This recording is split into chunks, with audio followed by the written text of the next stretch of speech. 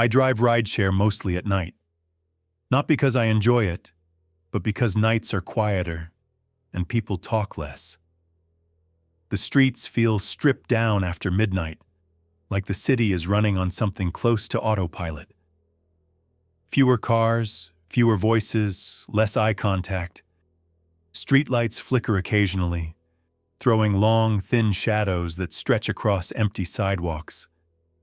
The faint hum of distant traffic is constant but muted, like the city is holding its breath. That night started like every other. Just after midnight, I accepted a request from a residential street I'd driven through hundreds of times before. The houses there all look the same.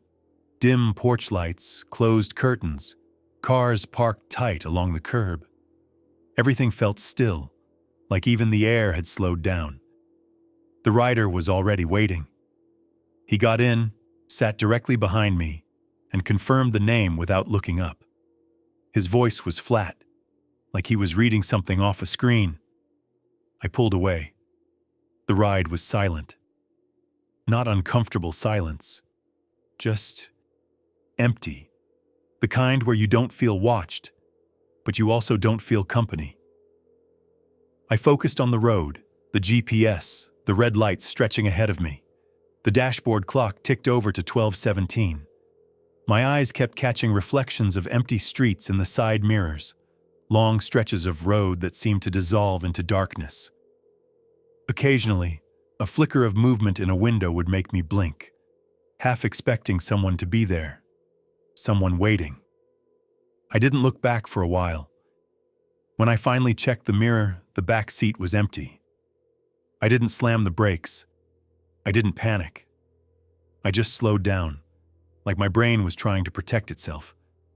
My hands stayed steady on the wheel, even though my stomach dropped. I pulled over and checked the back seat. Nothing. The seatbelt lay flat. No warmth. No movement. Doors still locked. No memory of him opening them. No sound I could replay in my head.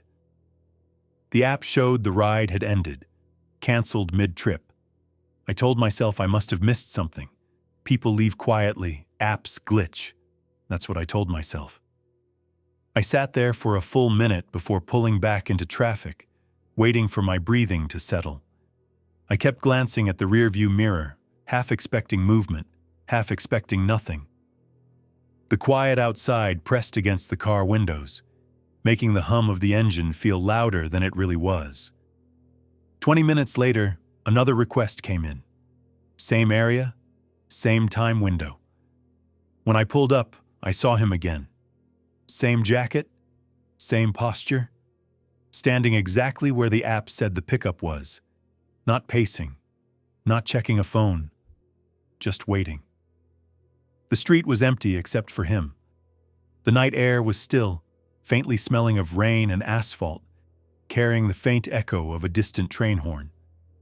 I didn't stop. I canceled the request and drove away. I told myself I didn't want trouble. I turned the radio on just to break the silence, but I don't remember what was playing. Every now and then, a car passed, headlights glancing off the wet pavement. My reflection in the window made me jump once or twice, a split second of panic I couldn't explain. Traffic slowed a few miles later. An accident. Flashing lights reflected off the windshield in dull pulses. The smell of smoke and rubber hit me faintly as I passed. As I passed, I saw a man on the pavement.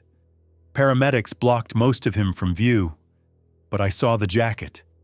It was the same one. My stomach sank. I ended my shift early. I went straight home and left the app logged out for the first time in months. I haven't driven nights since. Not because I think I picked up a ghost, but because I don't know if I ignored someone who still had time left. And that thought hasn't left me.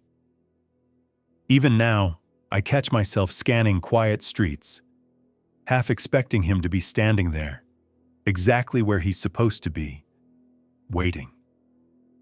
Sometimes, late at night, even the smallest noise or an unfamiliar shape in the dark is enough to my chest tightens. I tell myself it's nothing. I tell myself I'm safe. But part of me wonders if, somewhere out there, he's still waiting, patient, silent, and unhurried, just like that night.